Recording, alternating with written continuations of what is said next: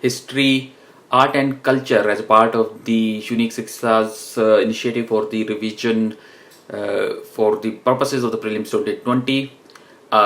I'm going to cover the sculptures, which is very important considering that even the last year there was a difficult question on the sculptures. If you guys can recall the Ashoka sculpture at Kanganhalli, which most of the students found difficulty with, as many students never heard of it. So I'm going to cover the most important sculptures here, and I hope some of it, even though they might be new to you, but some of these sculptures might be helpful to you in the exam.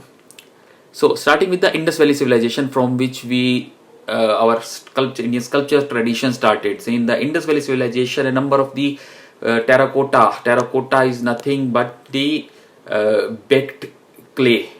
Okay, is the number of the terracotta images has been recovered, those of the mother goddesses, and also a number of the terracotta toys representing animals, cards, pigeons, etc., and has been recovered.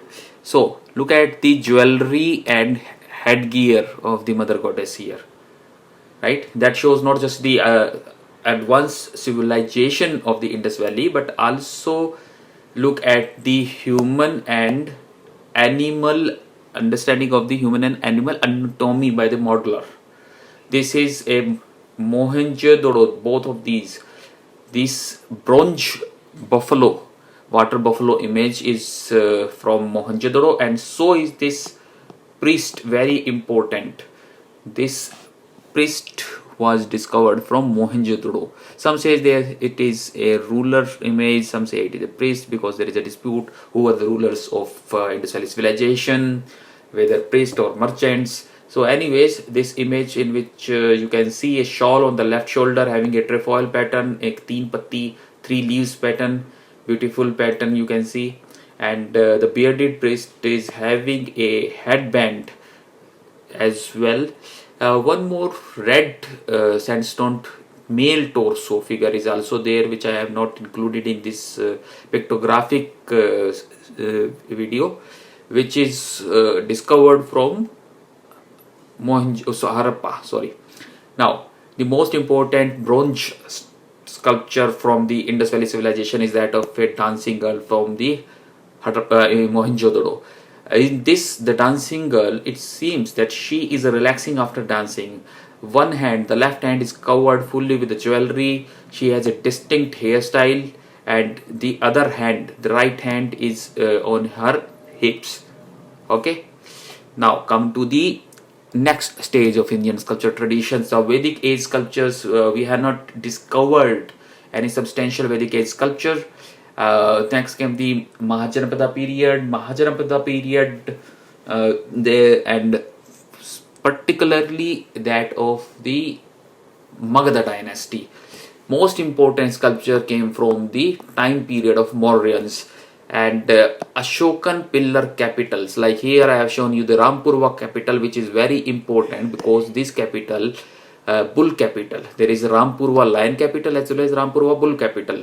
This Rampurva bull capital is nowadays positioned on the staircase of Rashtrapati Bhavan, presidential house, presidential palace of India. Okay, this was the structure of the Ashokan pillar. This was based on the Persian influence, Achaemenid influence. These pillars are in 30 to 40, 30, 50 or to 50 feet high. I have already mentioned some of them in the while covering the political aspects of the Indus Valley of ancient history. This was a monolithic pillar, means carved out of a single stone, not sandstone, because in South India, like Amravati, not sandstone was not used. This is in north. Most of the pillars, these triangles represent the pillar. So this diamond represent the pillar. Sorry, like Rampurva. I have just shown the Rampurva pillar, bull pillar. There is also the Rampurva lion capital pillar.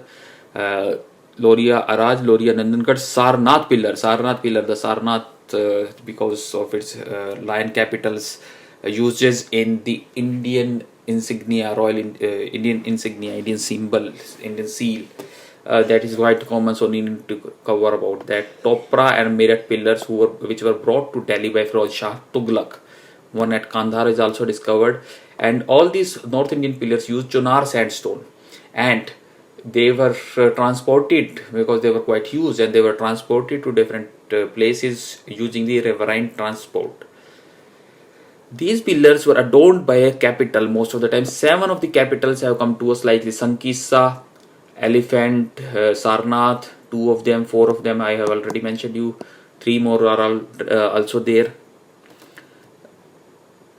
This is the, like this, inverted lotus symbol followed by a abacus on which there are scrolls of flowers or inscription, then a capital, and topped by the chakra, which is no longer there in most of the pillar capitals. Capitals is a figure of animals, etc. An inscription is written, or edict is written on the pillar.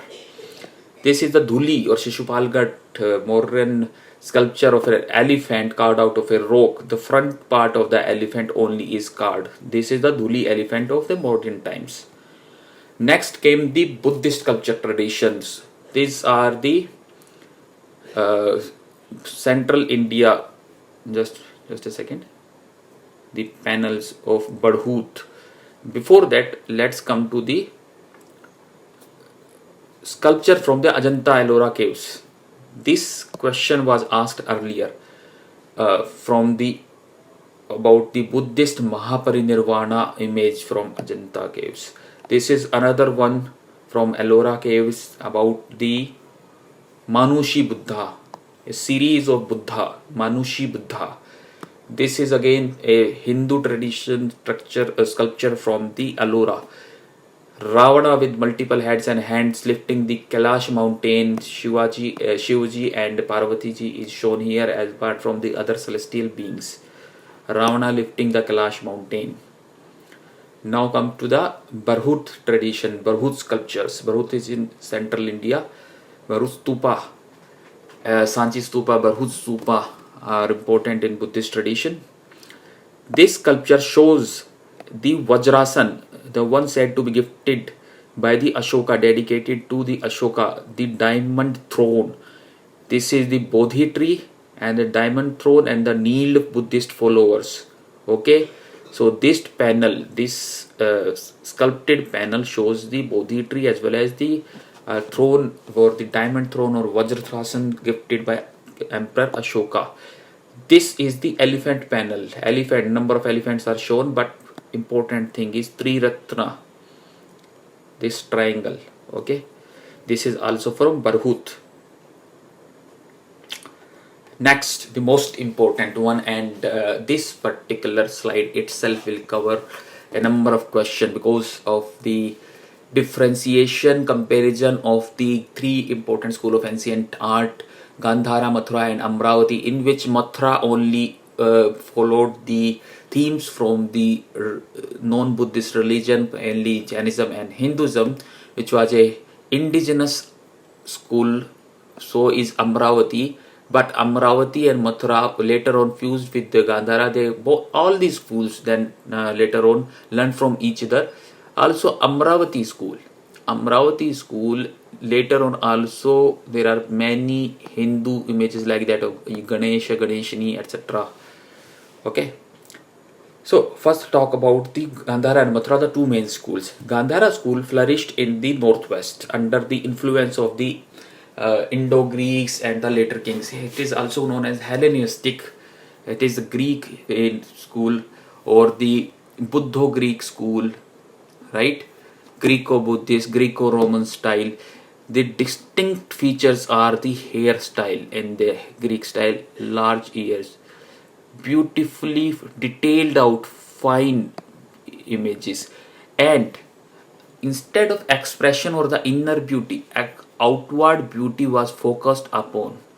Sometimes Buddha like Yaksha and Yakshini. Yaksha and Yakshini are important element of Indian sculpture tradition throughout Indian history, be it the Hindu sculpture tradition or the Buddhist sculpture tradition. Yaksha and Yakshini are the celestial beings. They are the non-human forms or representing the natural forces like the water, fertility, fire, etc.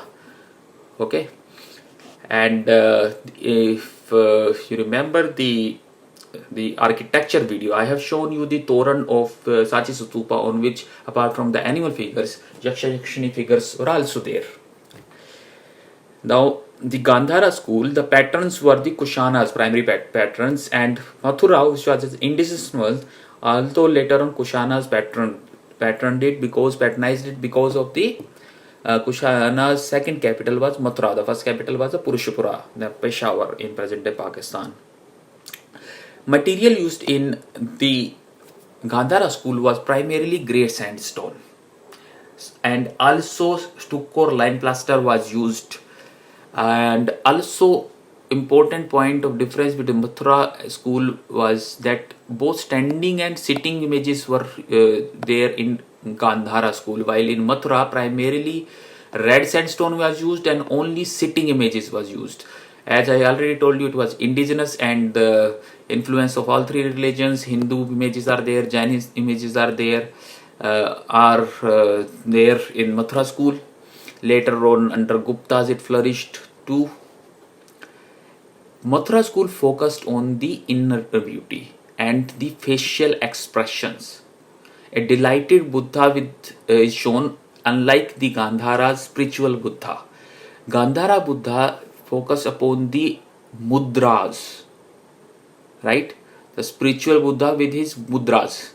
I mentioned about the hairstyle as well as hair, but also the drapery is important, like the drapery here.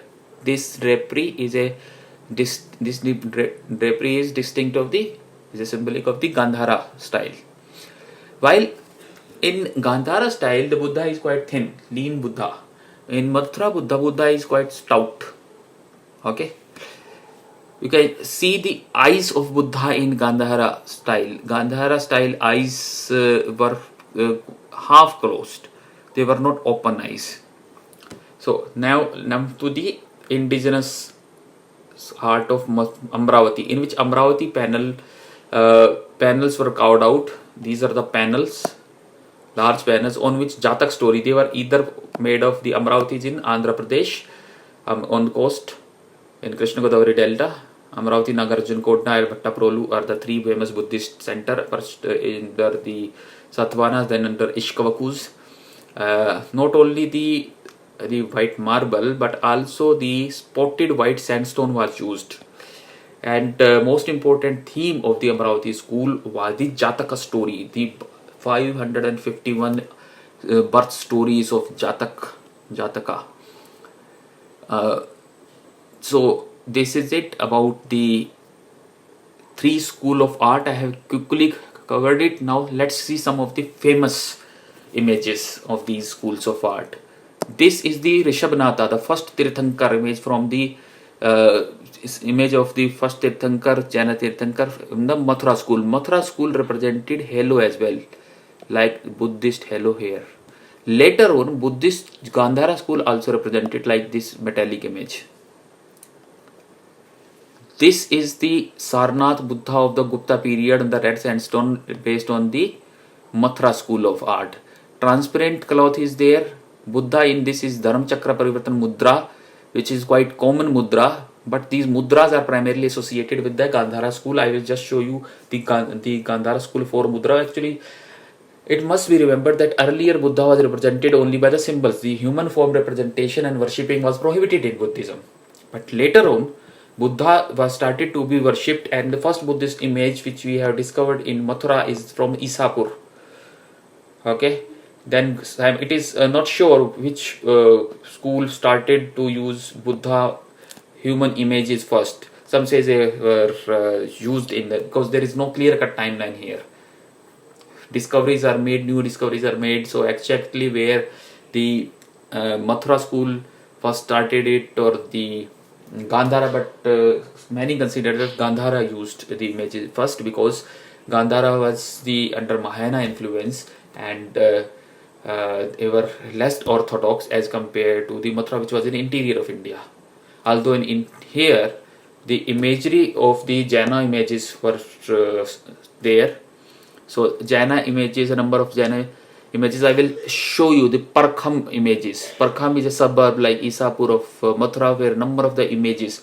Kankalitila is a place in Mathura where a mound is discovered and a number of Jaina images were recovered from there. This is a Gupta period large bronze statue of Sultanganj Buddha. Remember Sultanganj Buddha, Gupta period. It is the largest Buddhist image in Abhay Mudra. Don't fear mudra is there. Sarnath Gupta has Dharma Chakra. Sarnath Dharma Chakra Parivartan means first sermon at Deer Park. Okay. Early Buddhist bronze images, which are very few, has also been recovered from Akoda in Baroda, Gujarat. Yes, they are small bronze images as compared to this image of Sultanganj. Maybe many more images might be discovered in future, but as of now, these are the bronze images from Gupta period. This is Gajalakshmi. Two elephants are pouring water with pots over Lakshmi. And this is not a Hindu motif. This is not at that time when it was sculpted. This is from Badhut panel, and this is from Buddhist sculpture tradition. Yes, Lakshmi was early in the Buddhist tradition as well. And like Avatara system, many consider that it was taken by the Buddhist tradition. These are the four mudras, famous mudras of Buddha as depicted in Gandhara art. Abhay Mudra I mentioned about earlier, that this is the Abhay Mudra. One hand is raised. This is the Abhay Mudra. You can see. And the other hand, right hand is raised only. Left hand at the sitting position is on the thighs. Don't fear. Dhyana Mudra. Meditation. He is meditating with both hands resting on the thighs, resting on the legs. Dharam Chakra Parivartana Mudra. Look at the Dharam Chakra Mudra here as well. Earlier I have shown you. Dharam Chakra Mudra. See, the right hand and the left hand. Right hand and the left hand both are jointed. So only mudra in which both hands are up is the Dharam Chakra Parivartana Mudra. Only mudra in which both hands are down is Dhyan Mudra. And Abhay Mudra, right hand is raised. And in Bhumi Sparsha Mudra, in which the right hand is touching the earth. Although the both hands are down in it as well, but the right hand is touching the earth, and the UPSC has recent years has asked this mudra. So remember these mudras. This is very, very important. Okay. Next comes the Gandhara fasting Buddha. Look at the modeler's understanding of human anatomy at that time. See, modeler's understanding of the human anatomy showing a very weakened state of the Buddha's body. This is the fasting Buddha of Gandhara tradition. This is a famous statue of Kanishka from Mathura, in which headless statue of Kanishka, neither his sword is shown, boots brought by the post-Mauryans new dynasty is shown, and so is the mace or gada. His head is no longer there. Now this is the Parkham. Parkham I already mentioned about a suburb in of Mathura, and Yakshini I mentioned. This is the Parkham Yaksha having a Mudgar Pani. Mudgar is used for exercise. Mudgar. This is another Yakshini image from Mathura, Parkham Yakshini, and this is the Didarganj Chauri. See, Chavar, fan, pankha, okay? This is the Didarganj Chauri bearer. Earlier it was considered as a Mauryan image because of the polish, because of the characteristic polish, but now it is considered that it is of the early Christian centuries, not of Mauryan times. Now comes the Chandragupta Vikramaditya's King Chandra's inscription is mentioned on it. The Maroli iron pillar on which capital is missing like the Ashokan pillar, there is an inverted lotus symbol, and then this importance of it is the iron hasn't yet rusted and shows the metallurgical prowess of the ancient Indians. So this was this is in Mehrauli near Qutub Minar, but earlier it was considered as originally it was considered near Ujjain.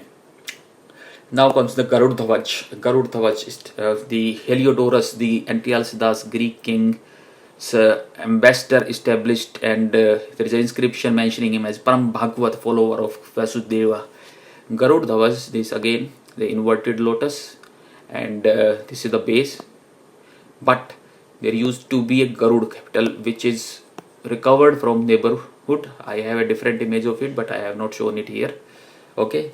So this is the Besnagar pillar inscription in the Vidisha, Madhya Pradesh, or the Garud Dhawaj during Gupta times. Now came the Aurangabad caves, the images of Deviya, and this is the Elephanta, Bombay, the huge Buddha sculpture in Elephanta caves of Bombay. I have not included Kanganhalli because Kanganhalli has already been asked. Now come to the South India. This is the late ancient period images or the sculptures. This is the Aihole caves, and most important Aihole cave, Ravan Pahadi caves. On in front of it there is a Nandi bull. I will show you Aihole caves sculptures. I won't show you Aihole. I will just mention. First, I need to mention the Badami caves, again under Chalukyas of Badami, like Aihole, Agastya Lake, Bhutannath Temple, fort above it later times. But these are the caves 1, 2, 3, 4, 5. Cave 4 is totally of Jaina sculptures, in which the sculpture of Rishabhnath has also Bahubali, like the Bahubali Shravanabelagola sculpture. There is a standing Bahubali Gomateshwara statue is there in cave 4 at Badami. Apart from that, there is Harihara, Shiva and Vishnu combined. Ardhanarishwara sculpture is also there. There is Nataraja sculpture is also there. There is sculpture of a sculpture combining the in cave 5 attributes of the Vishnu, and there is a controversial sculpture actually. This sculpture, there are features of Lord Vishnu as well as Buddha, like halo of Buddha is shown there, and Vishnu's conch is there in one hand, while chakra is also shown. So it is defaced, it is not in proper condition, and it is quite controversial. Cave 5 sculpture at Badami. And I will come to that sculpture which is common to all the caves later on. Aihole caves, there is also sculpture of Mahishasur Vadh. Now, this is the Pallava structure. Pallava, these are Mahabalipuram or Mamallapuram cave. This shows this Krishna Vasudeva lifting the Govardhan temple and Brajavasi with their cow herds under it. This is a very famous sculpture in Indian tradition. This is not just in, this is Udayagiri caves, Madhya Pradesh, near Vidisha, and it's Vidisha Sachi, near Udayagiri caves, and it is also same theme, same stories also depicted in Mamallapuram caves and also in the Aihole Badami caves. Okay, this is the Varha boar incarnation, Varha incarnation of Vishnu. This is the Varha incarnation. This is Vishnu's Varha incarnation, which in fact already a question was asked on it by UPSC, but that question was not from Udayagiri. The Vishnu saving earth, yes, this is goddess earth from the snake demon from the in the sea, in the ocean. And this Udayagiri sculpture is considered as from the times of Gupta period, and this is considered as Chandragupta, and this is his minister. These are the various celestial beings and also rishis, sages.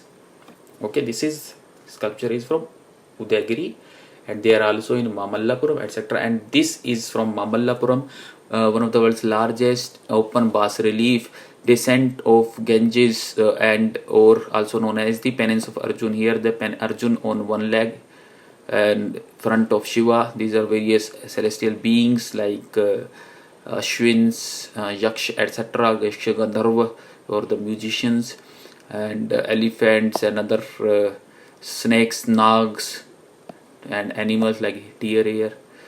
So this question was also, I mean, one of the statement this was mentioned here, Prime Minister Modi and Chinese president in front of it during the Mamlapuram summit, and this is in world's largest open air bas relief. It is not inside some cave or some temple. This is carved out of a rock, in a huge rock, and is in open air. Now let's come to the Chola time metallic structure. This is Tirupurantaka Shiva from Tanjavur temple. Tirupurantaka Shiva. This is Shiva, and this is one of the most famous sculpture. CERN laboratory in Switzerland. There is this sculpture outside its main gate. Outside its gate, representing the cycle of death and birth, the creation and destruction of the universe, death and birth of universe. Nataraja, king of the cosmic dance. Nataraja, who is, who is the king of the various dance form. This statement, Nataraja, Nartana Sundara Raja, the lord of the cosmic dance, beautiful dancer. Let's look at its features. Nataraja is his right leg, under his right leg, there is a pedestal on which there is a lotus pedestal. Under his right leg, there is a dwarf called Apasmara, representing the darkness of ignorance. Then the left leg is raised in Nataraja position, and there are two hands. The front left hand and the front and the left leg represents the duality, and Abhay Mudra of the right hand shows Abhay Mudra. Then the right hand, which is in behind the Abhay Mudra, is having a dambu, showing the vibration of creation, representing the vibration of creation, while the left hand is having the fire of the destruction. This chakra represents the cycle of birth and rebirth of the universe, and these flames shows the destruction. So overall it represents that Shiva as Nataraja of the dancing this dance, this cosmic dance, which has both lasya, the feminine aspect or the creative aspect, as well as the tandava or the destructive aspect. This composes both lasya as well as tandava aspect.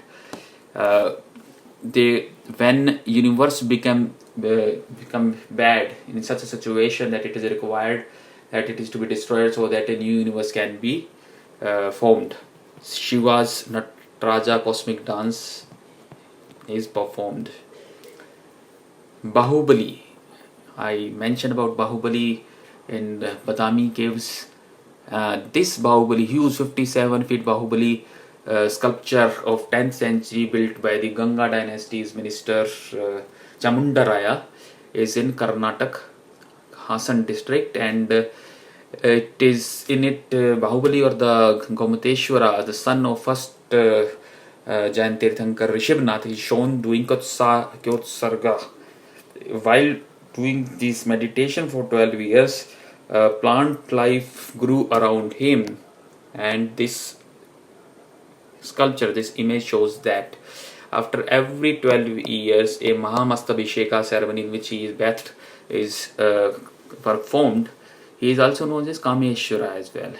Shravanabelagola statue. Not just that, there are a number of other statues, huge statues like 40 feet high. Another statue is there in Karnataka of Bahubali. He is very popular in Karnataka. And this is the world's second largest Buddhist statue. One is Bodhisattva, largest statue is in Tibet. This is Maitreyi, or the future Bodhisattva, at Diskit monastery in the Nubra valley of Ladakh. Maitreyi Buddha is the future Bodhisattva. I will mention about the bodhisattva, various bodhisattva in the religion media or religion spirituality.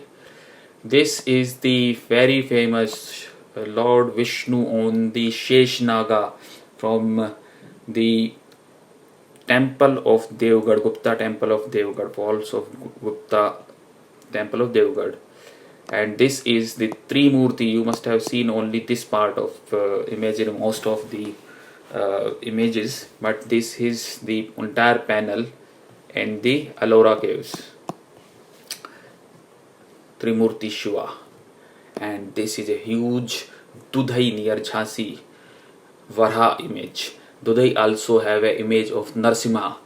Prahlad Narsimha story. Narsimha, human lion, combined chimera, combined figure, carved out of a a huge rock, but it is not that beautiful. That's why I have not included this image. It is not neither that important.